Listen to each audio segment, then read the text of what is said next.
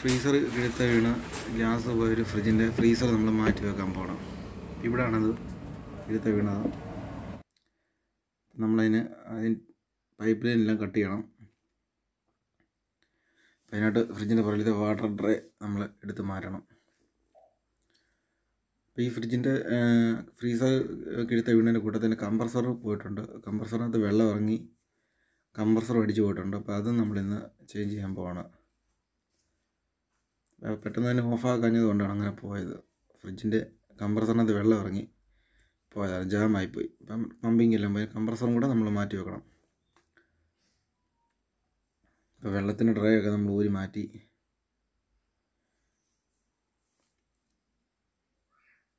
നമ്മളതിൻ്റെ pipe line cut ചെയ്തിട്ട് ഒന്ന് ചെക്ക് ചെയ്ത് നോക്കുവാണ്. കംപ്രസർ ഫ്രീസറിൻ്റെ ലൈനുകളെല്ലാം ഊരി വിട്ടു.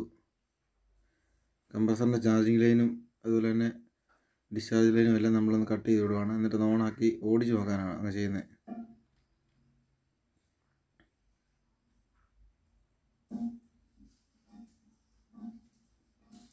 കണ്ടൻസറിൻ്റെ പൈപ്പുകളെല്ലാം നമ്മൾ കട്ട് ചെയ്ത് വിടുവാണ്. ഓക്കെ, ഇനിയും അതുപോലെ തന്നെ ഡ്രയർ വാൽവ് നമ്മൾ പുതിയത് വെക്കേണ്ടി വരും. അതിനെല്ലാം വെള്ളം ആയിട്ടുണ്ട്.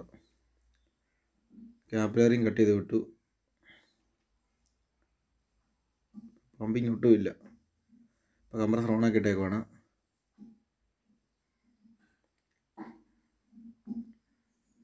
ഇൻവേർട്ടർ കംപ്രസറായിരുന്നു ഇത്. അപ്പം പാർട്ടിയുടെ ആവശ്യപ്രകാരം നമ്മൾ നോർമൽ കംപ്രസറാണ് വെക്കാൻ പോകുന്നത്. കംപ്രസർ പുതിയത് വെച്ചു.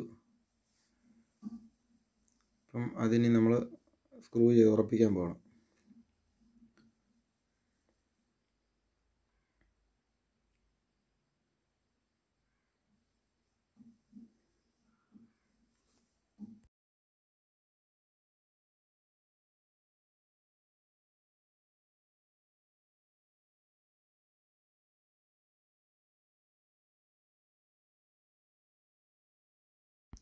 പുതിയ കംപ്രസർ വെച്ചു. നമുക്കതിൻ്റെ പുതിയ കംപ്രസറിൻ്റെ പമ്പിങ് ഒന്ന് ചെക്ക് ചെയ്ത് നോക്കാം. അപ്പം ഇത് നല്ലപോലെ പമ്പിങ് ഉണ്ട്.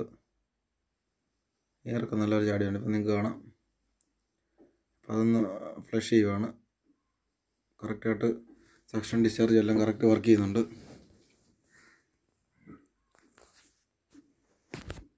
ഇത് നമുക്കിതിൻ്റെ ലൈനുകളെല്ലാം കൊടുക്കുന്ന പരിപാടിയാണ്.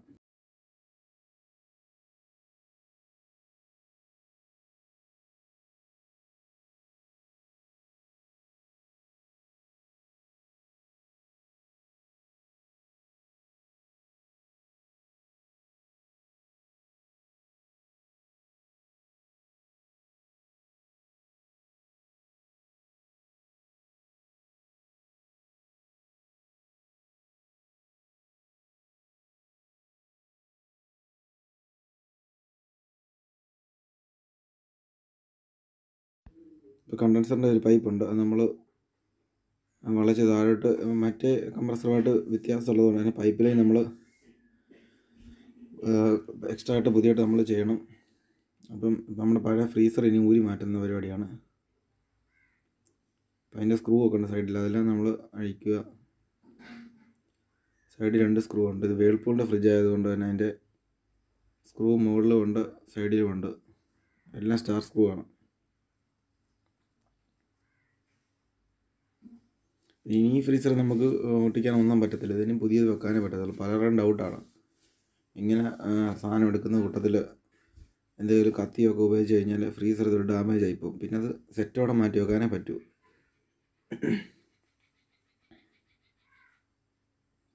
പിന്നെ മുകളിലത്തെ സ്ക്രൂ എല്ലാം അഴിച്ചു. നമ്മുടെ ഫ്രെയിമൊക്കെ ഡാമേജ് ആവാതെ വേണം നമ്മളിത് അഴിച്ച് പുതിയത് ഫിറ്റ് ചെയ്യാൻ.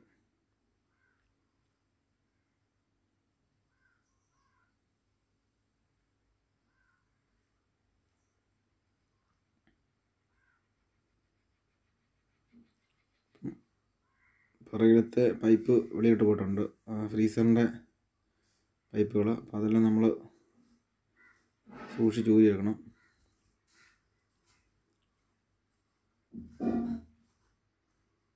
കണ്ടൻസർ നമ്മൾ അഴിച്ചു വിടേണ്ടി വരും. എന്നാലേ നമുക്ക് പൈപ്പ് എടുക്കാൻ പറ്റത്തുള്ളൂ. പുതിയ ഫ്രീസർ പിടിപ്പിക്കുമ്പോഴും കണ്ടൻസർ നമ്മളൊന്ന് അഴിച്ച് ലൂസാക്കണം. അപ്പം നമ്മളത് ഊരിയെടുക്കാനുള്ള പരിപാടിയാണ് നോക്കുകയാണ്. അതിൻ്റെ സ്ലീവൊക്കെ ഉണ്ട്, അതിൻ്റെ ടൈ ഉണ്ട്, അതെല്ലാം നമ്മൾ കട്ട് ചെയ്ത് വിടണം.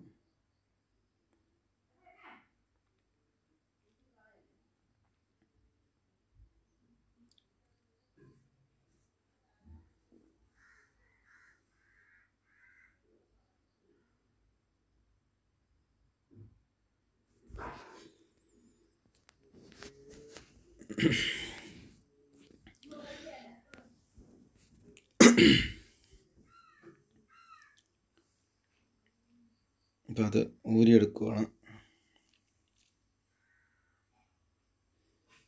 ഇങ്ങനെയാണ് നമ്മുടെ ഫ്രീസർ ഡാമേജ് ആയ ഫ്രിഡ്ജ് ശരിയാക്കുന്നത്. നമ്മുടെ ചാനൽ ഇതുവരെ സബ്സ്ക്രൈബ് ചെയ്തിട്ടില്ലെങ്കിൽ സബ്സ്ക്രൈബ് ചെയ്യുക. തുടർന്നും ഇതുപോലെ ഉപകാരപ്രദമായ വീഡിയോകൾ നമ്മൾ അപ്ലോഡ് ചെയ്തുകൊണ്ടിരിക്കുന്നതായിരിക്കും. പുതിയ ഫ്രീസർ നമ്മൾ കയറ്റി വെച്ചു. പിന്നെ മണ്ടയ്ക്ക് 2 ഹുക്ക് പോലുണ്ട്, അത് ഒക്കെ കറക്റ്റായിട്ട് ഇടണം. അത് വേൾപൂളിൻ്റെ തന്നെ ഫ്രിഡ്ജാണ്. അതിൻ്റെ വേൾപൂളിൻ്റെ തന്നെ ഒറിജിനൽ ഫ്രീസർ തന്നെയാണ് നമ്മൾ പിടിപ്പിക്കുന്നത്. ഫ്രെയിം പഴയത് തന്നെയാണ് വെക്കുന്നത്. അപ്പം ഇതിങ്ങനെ വെക്കുന്നത് ഇച്ചിരി ചടങ്ങുള്ള പരിപാടിയാണ്. കറക്റ്റായിട്ട് പുതിയ ഫ്രീസറിൻ്റെ സൈഡ് വശമൊക്കെ ബെൻഡൊക്കെ ഉണ്ടായിരിക്കും. അപ്പം നമ്മളതൊക്കെ കറക്റ്റായിട്ട് കയറ്റിയിടണം, അല്ലെങ്കിൽ സാധനങ്ങൾ വെക്കുന്നതിന് താഴെ പോകും.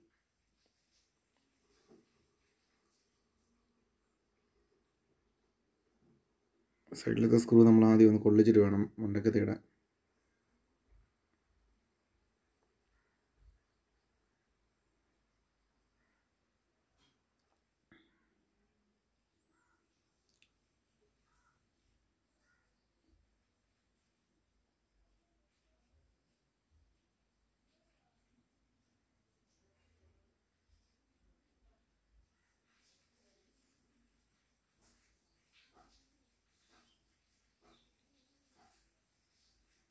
സ്ക്രൂ എല്ലാം നമ്മൾ മണ്ടക്കത്തെ സ്ക്രൂവിന് ടൈറ്റ് ചെയ്തു. ഇങ്ങനെ സ്ക്രൂ ചെയ്യുമ്പോൾ ശ്രദ്ധിക്കണമെന്ന് വെച്ച് കഴിഞ്ഞാൽ അതെല്ലാം പൈപ്പ് ലൈനാണ്. സ്ക്രൂ ഡ്രൈവർ തന്നെ ഫ്രീസറെ കൊള്ളാനൊന്നും കൊള്ളരുത്. അതിന് വീണ്ടും നമ്മൾ പുതിയ ഫ്രീസർ ഡാമേജ് ആവും അങ്ങനെയൊക്കെ ചെയ്ത് കഴിഞ്ഞാൽ. അപ്പം ഓയിൽ മയമൊക്കെ ഉണ്ടെങ്കിൽ അതൊക്കെ കറക്റ്റായിട്ട് സ്ക്രൂ ഡ്രൈവറിന് തൂത്തിട്ടൊക്കെ വേണം നമ്മൾ ഇത് ചെയ്യാൻ. അങ്ങനെ സൂക്ഷിക്കേണ്ട ഒരു പരിപാടിയാണ് ഈ ഫ്രീസർ നമ്മൾ പുതിയ വെക്കുന്നത്.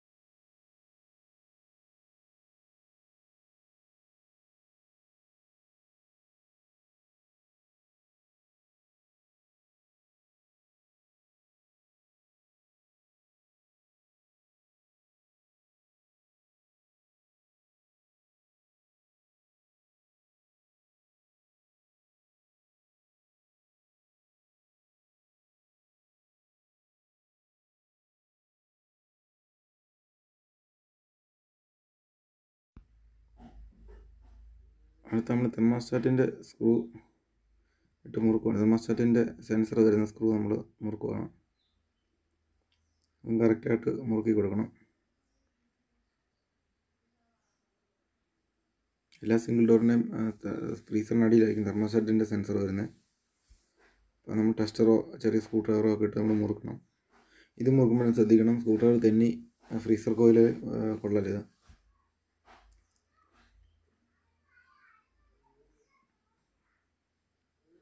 അത് നമ്മൾ ഫിക്സ് ചെയ്തു.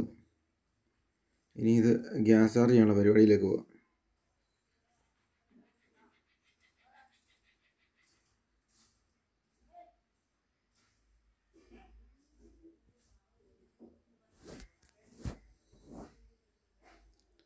പൈപ്പ് ചാടിച്ച് വെച്ചേക്കാണ്. ഫ്രിഡ്ജിൻ്റെ പുറത്തുകൂടാണ് ഈ ഫ്രിഡ്ജ് വേൾപൂളിൻ്റെ ഒക്കെ പൊതുവെ വരാറുള്ളത്. അപ്പോൾ നമ്മുടെ പൈപ്പ് ലൈന് ഇട്ടേക്കുന്ന അവിടെ നമ്മൾ ഇൻസുലേറ്റ് ചെയ്യുകയാണ്.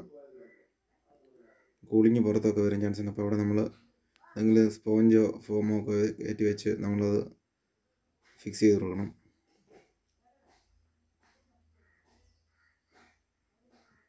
അവിടെ നമ്മൾ ഫോമിൻ്റെ പീസ് വെച്ച് കൊടുത്ത് പിന്നെ പൈപ്പ് ലൈൻ നമ്മൾ ഇൻസുലേറ്റ് ചെയ്യുകയാണ്. അത് കണ്ടൻസറിൻ്റെ ബാക്ക് സൈഡിൽ കൂടെ ആയിരിക്കും വരുന്നത്. അപ്പോൾ അതൊക്കെ നമ്മൾ കറക്റ്റായിട്ട് പൈപ്പൊക്കെ ഡാമേജ് ആവാതെ നമ്മൾ കൊടുക്കണം.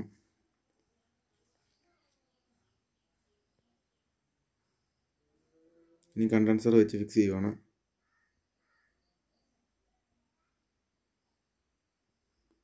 ഇനി നമ്മൾ കണ്ടൻസർ പൈപ്പെല്ലാം നമ്മൾ ഫയൽ ചെയ്തിട്ട് അതെല്ലാം ബ്രേസ് ചെയ്യാനുള്ള പരിപാടികൾ പോകണം. ആദ്യം ഇനി ചാർജിങ് ലൈനാണ് സെറ്റ് ചെയ്യാൻ പോകുന്നത്.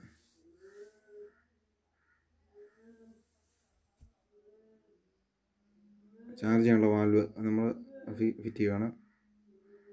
നമ്മളെല്ലാ ഫ്രിഡ്ജുകളും ചെയ്യുന്നത് ഇങ്ങനെ ചാർജിങ് ലൈൻ ഉപയോഗിച്ചായിരിക്കും. പിന്നിങ് വാൽവ് നമ്മൾ ഉപയോഗിക്കാറില്ല പൊതുവെ. ഇപ്പം ഇതിപ്പോൾ നമ്മൾ ചെയ്യുന്ന ഗ്യാസ് ചാർജ് ചെയ്യുമല്ല, ഫ്ലഷ് ചെയ്യുവാണ്. ഒരു തീരാറായ കുറ്റി കൊണ്ടാണ് ഗ്യാസ് കുറ്റി. അപ്പോൾ അത് നമ്മൾ ആ ഗ്യാസ് നമ്മൾ കണ്ടൻസറിനകത്തൊക്കെ കയറ്റി വെച്ച് കണ്ടൻസർ ഒന്ന് ഫ്ലഷ് ചെയ്യുവാണ്. അപ്പോൾ കാണാം ഗ്യാസ് പറഞ്ഞത്. അപ്പോൾ ആ കണ്ടൻസർ കോയിലിനകത്തുള്ള അഴുക്കും വെള്ളവും എല്ലാം ചാടിപ്പോയി. ഇനി നമുക്ക് അതെല്ലാം വെൽഡ് ചെയ്ത് കറക്റ്റായിട്ട് പിടിപ്പിക്കണം. തകിടിൻ്റെ പീസ് വെച്ചേക്കുന്നത് അതിൻ്റെ ഫ്ലെയിം തീ ഫ്രിഡ്ജിൻ്റെ ബോഡിയിലൊന്നും ആവാതിരിക്കാനാണ്.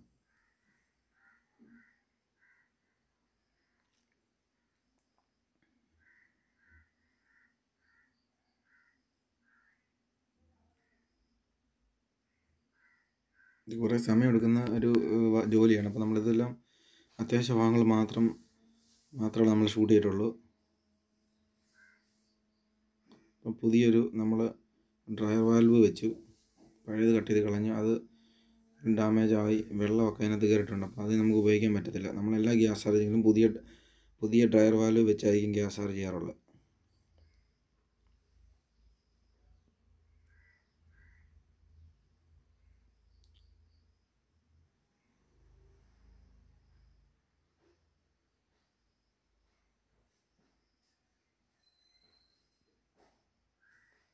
ഇനിയാണ് നമ്മൾ ഫ്രീസറിൽ നിന്ന് വരുന്ന ക്യാപ്പിലറി ട്യൂബ് വെച്ച് വെൽഡ് ചെയ്യുവാണ്.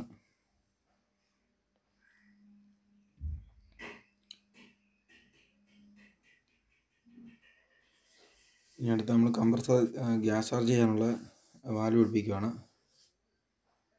ഹൈഡ്രോ കാർബണാണ് നമ്മൾ യൂസ് ചെയ്യുന്നത്. ഇത് ആൻറ്റി മോയ്സ്ചറാണ് അപ്പോൾ ഒഴിച്ചത്. ഗ്യാസ് ഇച്ചിരി കയറ്റി വിടാം. ഇപ്പം വളരെ കുറച്ച് ഗ്യാസ് മാത്രം മതി. 10-ന് താഴെ മതി ഗ്യാസ് നമ്മുടെ ഫ്രിഡ്ജിനകത്ത് ചാർജ് ചെയ്യുമ്പോൾ. സിംഗിൾ ഡോറൊക്കെ ഗ്യാസ് കൂടിപ്പോയി കഴിഞ്ഞാൽ കംപ്രസറിന് കംപ്ലൈൻ്റ് ആകും. അതുപോലെ തന്നെ കറണ്ട് ചാർജ്, അതുപോലെ തന്നെ പൈപ്പ് ലൈനിലൊക്കെ വെളിയിലുള്ള പൈപ്പ് ലൈനിലൊക്കെ ഐസ് പിടിച്ച് അത് ഉരുകി നമ്മുടെ തറയെ വീഴാനൊക്കെയുള്ള ചാൻസുകളുണ്ട്. ഇച്ചിരി ഗ്യാസ് നമ്മൾ കയറ്റി ഇനി കംപ്രസർ റണ്ണിങ്ങിലാക്കിയിടുവാണ്. ഇപ്പം കയറ്റിയ ഗ്യാസ് നമ്മൾ ചെക്ക് ചെയ്ത് നോക്കാൻ പോവാണ്. ഇപ്പം ബാക്ക് പ്രഷറായി വരുന്നുണ്ട്.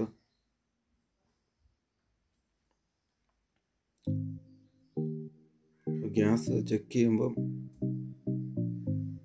കുറച്ച് കൂടുതലാണെന്ന് തോന്നുന്നു. ഇച്ചിരി കൂടിപ്പോയി.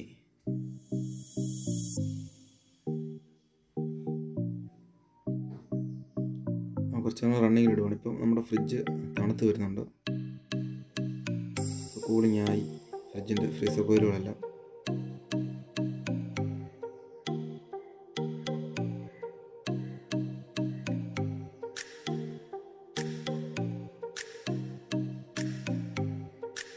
ഗ്യാസ് ഇച്ചിരി കൂടുതലാണ്. നമ്മൾ ഇച്ചിരി തുറന്നു വിടണം.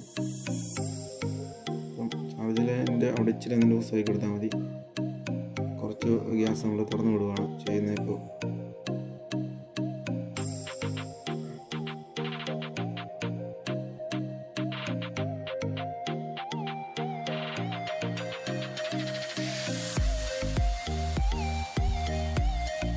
കറക്റ്റായി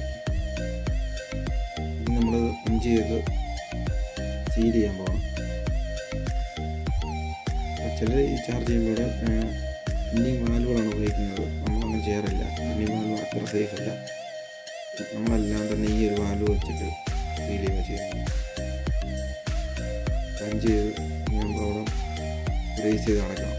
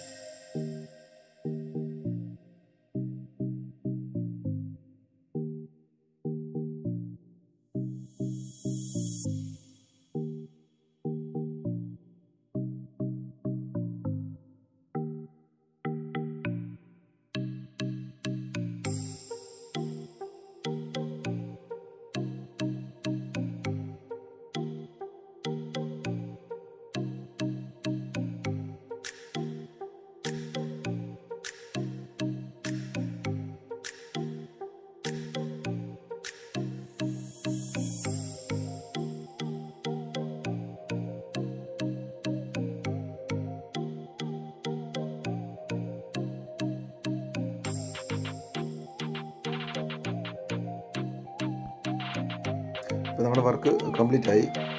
നമ്മൾ ചാർജ് ചെയ്ത ലൈന് ക്ലോസ് ചെയ്യാൻ പോവാണ്. ഫ്രിഡ്ജിൽ നല്ല അടിപൊളി കൂളിംഗ് ആയിട്ടുണ്ട്. അപ്പോൾ നമ്മുടെ വീഡിയോ ഇഷ്ടമായെന്ന് വിചാരിക്കുന്നു. ചാനൽ സബ്സ്ക്രൈബ് ചെയ്യുക. എന്തെങ്കിലും ഡൗട്ട് ഉണ്ടെങ്കിൽ കമൻറ്റ് ചെയ്യുക.